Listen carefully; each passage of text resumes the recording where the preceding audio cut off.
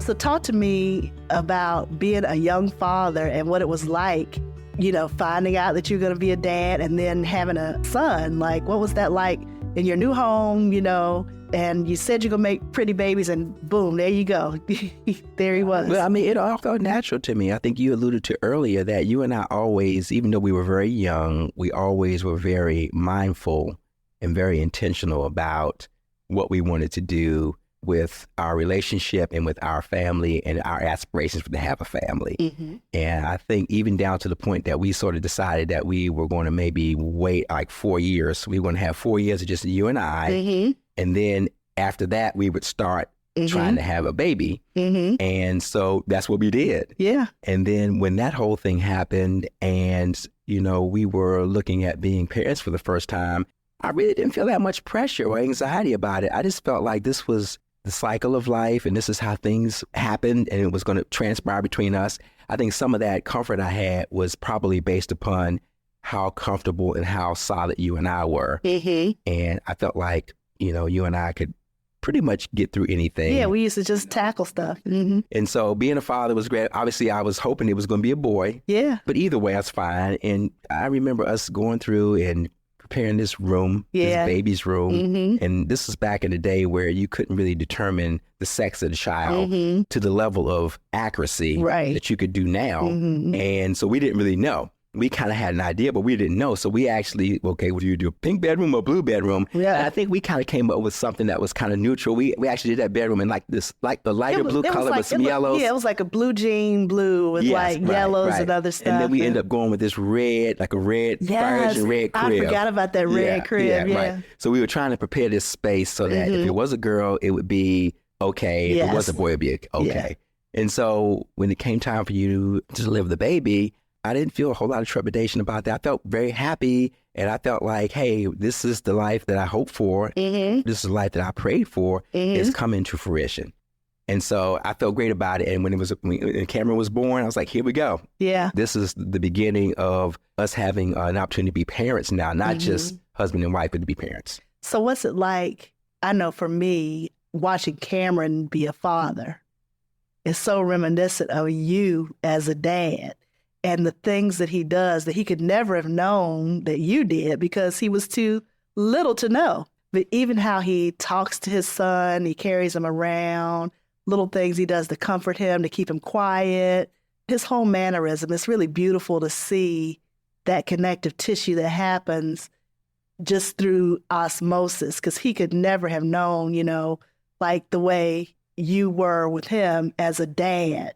But he's so much the same way with his son. And I know the other day when I was watching, I just got a little choked up because it was just such a beautiful cycle to see. Mm-hmm.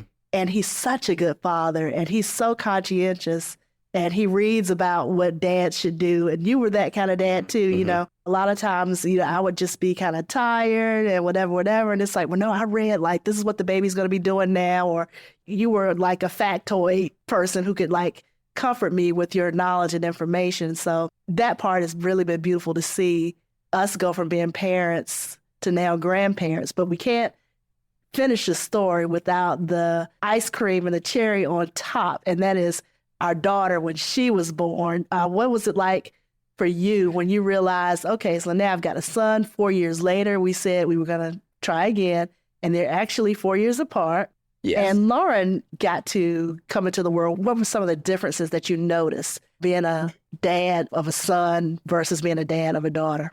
Well, so our daughter is Lauren Sinclair Ollivierre, and she is 28 years old now, and she was born in 1995. Mm-hmm. Okay, so she's 4 years younger than Cameron. Mm-hmm. And again, us planning again, we felt like we wanted to give Cameron like 4 years of just being by himself and for him to sort of get all the attention he needed. And then we said we would try again in 4 years, which is what we did. Plus college. We didn't want to have to pay for college. That was the other staggering that college that would come down the road in the future, in which that happened. But yeah, having Cameron, having the son, that was great. And then us deciding to maybe go for another baby, I was excited about that too, because I felt like, okay, now it's a good time to add another child into the mix because now Cameron will have a sibling. Right. And it will give him someone to grow up with and to experience life with, as a kid in a family setting. So we thought that was very important. And then as I recall, when it was time for her to be born 4 years later, I think the story you're very familiar with, we thought she was a boy. We were down the stretch, and I think technology had improved a little bit. Yes. And so these real grainy pictures they showed us from the ultrasound, yes, the doctor was very sure that he was seeing evidence that it was a boy. Yes. And so we were making these plans for names and such. Right. And I think we came up with the name Ryan or something like that. Austin. I'm sorry, not Ryan.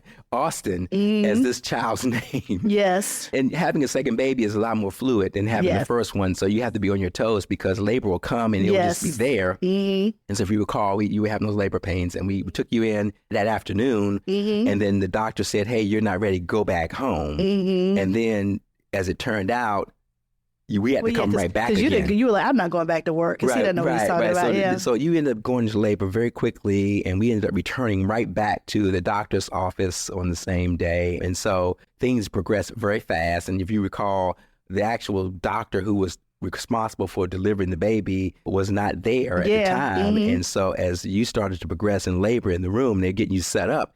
I'm looking around like, okay, who's going to deliver my baby? And the staff there assured us that we have several doctors here. If your doctor's not here, we'll get somebody to do this. Yeah. And so I was very anxious about that. And so I think he finally showed up. And if you recall, he showed up with jokes. Right. And I wasn't in joking mood. No, I was like, hey, you not. got a job to do here. Let's get this done. Yeah.